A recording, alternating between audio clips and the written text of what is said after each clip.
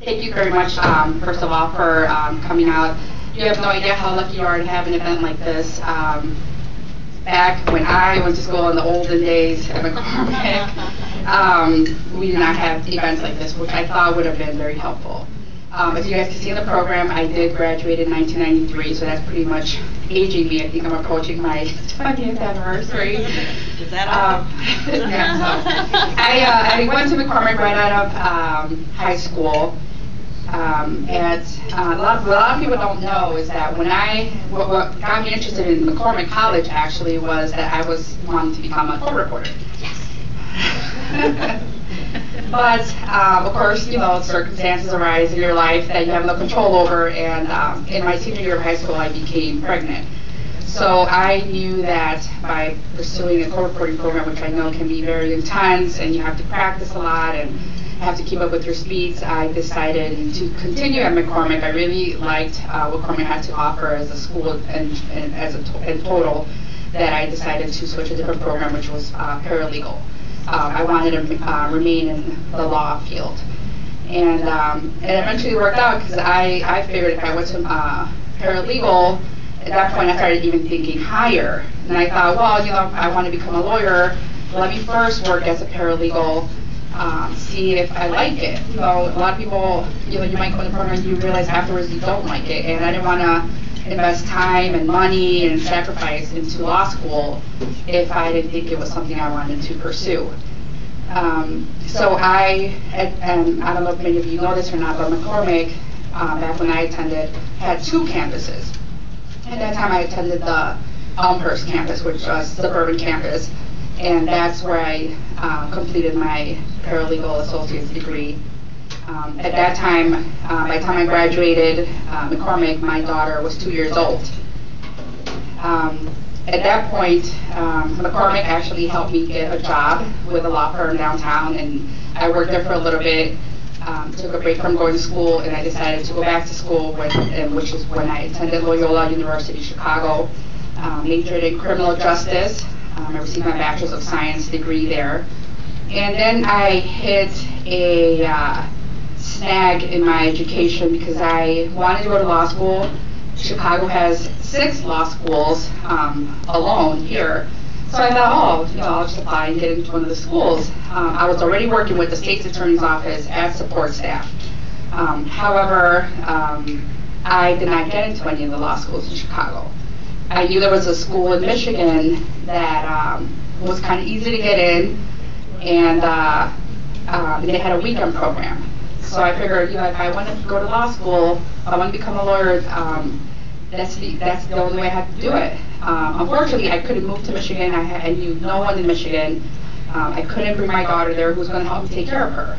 And I didn't want to leave her with my mom. Plus, I was working for the county, so I didn't want to leave a secure job, you know, with benefits. So I did what anybody would do, commute every weekend to Lansing, Michigan from Chicago. I know a lot of people think it's crazy like this. It's very non-traditional. I was told by a lot of people that that was crazy, that why don't I just move or maybe wait and apply for another school. I just felt that that was my time, and I just had to go with what was available. And with the support of my family, of course, I was able to do it. Not saying that it was easy, it was very difficult.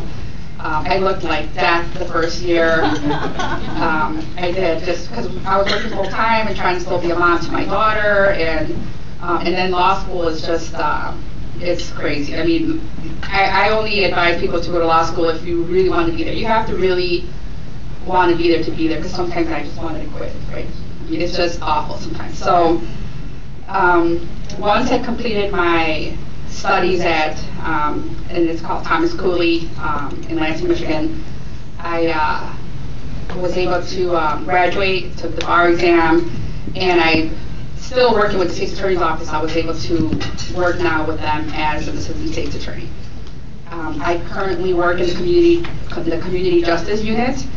There I work, my office is by Halsted and Maxwell Streets in Chicago, where I work with the 11, 12, and USC police district.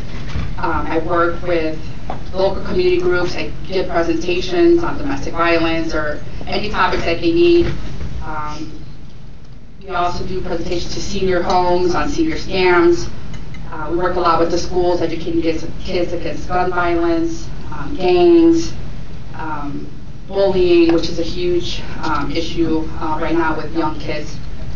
And I love it. I love my job. I love serving the public. I've been now with the office for over 14 years.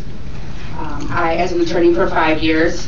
My daughter is now 21, and she's now in college. So, if anything, people always tell me, oh, I want to hear your story, or I want you to tell your story. And quite honestly, I don't feel like my story is any more special or different than anyone else's. Everyone has a story. Everyone goes through their own struggles and hard work to get to where they want to. I guess mine just kind of sticks out a little bit more just because I did commuting to Michigan and I was a teen mom. But if anything you can get out of what I went through is to never give up. Trust me, there were many times when driving to Michigan in the winter, and as you know, Michigan is the snow belt. It would take me, instead of 3.5 hours each way, it would take me sometimes over 5 hours. And that school had a very strict attendance policy, so I could not miss. I had to leave that for emergencies, or if my daughter got sick or something. So it was tough. I would pull over and cry. I mean, people don't believe I would. I would pull over and cry sometimes because I'm like, what am I doing? When is this over? It was tough, but you can't give up, and you always have to realize that there's a light at the end of the tunnel. With a lot of hard work and persistence, there's going to be people along the way that are going to tell you no. One thing I didn't mention was that when I was at Loyola, I went to go see the counselor for pre-law. I was like, okay, I'm ready to go to law school. What do I need to do? And I had just taken the LSAT exam. I actually was told that with my LSAT scores and my grades that I shouldn't think about law school, that I should forget it. And when that happened, I'm like, no, I want to go to law school. How can they tell me no? Can they tell me that I can't do it? So you can't let people always tell you what you can or can't do. In law school, remember I told you guys my first year I looked like death. Well, that had a price. I did not do well in my first year of law school because it was too much for me to handle the driving and working and my daughter. So I did not do well with my grades, and I ultimately got kicked out of law school. So I had to fight to get back in. I had to petition. I had people calling in for me. I had to do a lot of things for the school to allow me back in, and I fortunately was the only one they allowed back in. A lot of my classmates who were dismissed with me did not. And remember I told you guys Cooley was an easy school to get in, but it was also easy to get taken out. So you had to really work hard to stay in that school. So luckily I got back in. I did very well after that, and I was able to finish it. But again, that was just me saying, you can't tell me I'm not going to finish law school. You can't tell me basically what to do. I mean, you just have to be persistent and work hard. So I guess if anything, the epitome of my story, I would say, is to never give up. So I congratulate you all who are currently students, who have graduated. Please feel free to contact me at any time. The school knows how to get in touch with me.